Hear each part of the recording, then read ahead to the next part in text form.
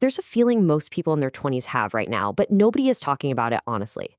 It's not heartbreak. It's not loneliness. It's something quieter and more unsettling than both. It's the feeling that you've been through enough situationships, enough almost relationships, enough I'm not looking for anything serious right now conversations, that something inside you has quietly switched off. You still go on dates, you still text back, you still do everything right. But somewhere along the way, you stopped actually feeling it. So today's explainer is going to break down exactly why this happens.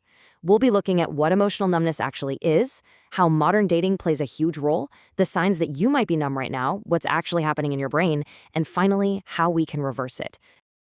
And the scariest part? You're not even sure when it happened.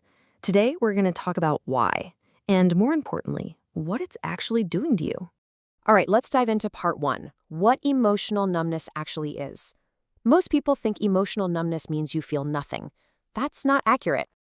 Psychologists describe emotional numbness as a defense mechanism, your nervous system's way of protecting you from pain it has experienced too many times without resolution. Think of it like this. The first time someone ghosted you, it hurt. You checked your phone, you replayed conversations, you wondered what you did wrong. The second time, it still hurt, but slightly less. By the fifth time, you didn't even flinch. You just shrugged and moved on. That's not you becoming stronger. That's your brain quietly building a wall. Psychologists call this emotional blunting, a process where repeated emotional pain without healing causes the brain to reduce its sensitivity to both negative and positive emotional signals. Here's why that's dangerous.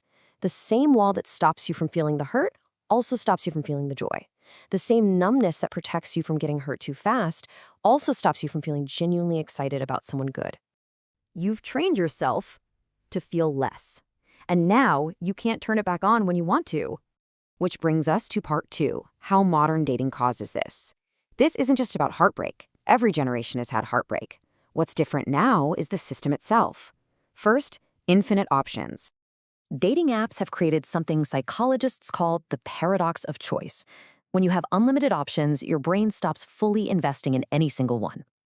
Why commit emotionally to one person when there are 47 more matches waiting? This isn't a character flaw. It's a rational response to an irrational system.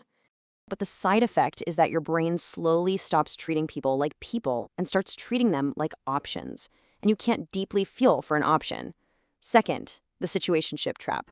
A situationship is uniquely damaging psychologically because it gives you just enough connection to get attached, but never enough commitment to feel secure.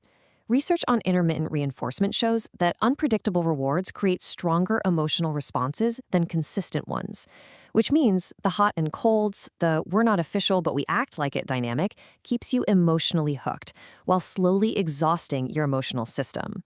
Do this enough times and your brain learns connection is not safe. Getting attached leads to pain. Caring too early is a mistake, so it stops doing all three. Third, the performance of dating. Social media has turned dating into a performance. You don't just go on dates anymore. You curate yourself. You manage perception. You think about what your Instagram looks like to them before they even meet you. When everything is performance, authenticity becomes terrifying. And when you can't be authentic, you can't actually connect. You're just two curated versions of people sitting across from each other, wondering why nothing feels real. All right, let's look at part three, the signs that you are numb. Here's how to know if this has already happened to you. Sign one. You meet someone genuinely good, kind, consistent, actually interested in you, and instead of feeling excited, you feel suspicious. Your first reaction is to look for what's wrong with them. Sign two. You can end things with someone you've been seeing for months and feel almost nothing. No sadness, no guilt, just mild relief and a return to scrolling. Sign three. You catch yourself going through the motions, texting back without really caring about the response, going on dates you knew wouldn't go anywhere, saying I'm fine when someone asks how you feel about them. Sign four. You romanticize the past. You think about an ex, not because you want them back, but because that relationship was the last time you actually felt something.